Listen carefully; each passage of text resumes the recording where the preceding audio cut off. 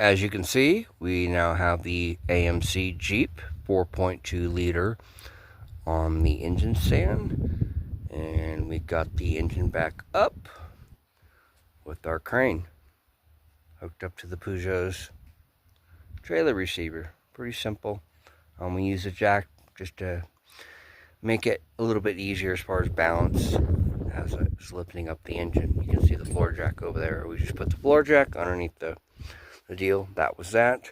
We didn't have any correct bolts to put this up on the stand, so we had, for the concrete forms we've been using, we had some 7/16 all thread, and that's what we used.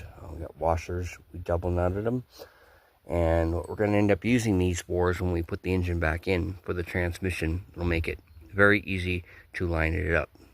And you can see we've got the little, can you see those little notches? Every one, the bottom ones down there, that's so we can loosen them when the engine's finally made it to the transmission.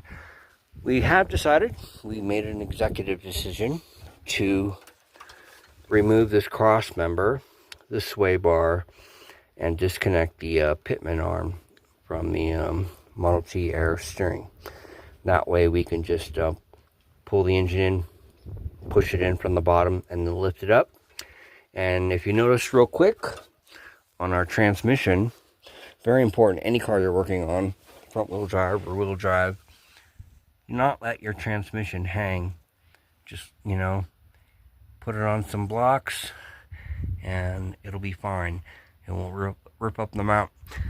Our case, we have the transfer case advantage where it's almost counterbalanced perfectly, which will be nice.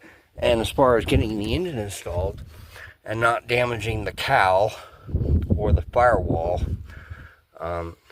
we'll have it in that position, which will make it much easier getting the engine to mate up with the transmission.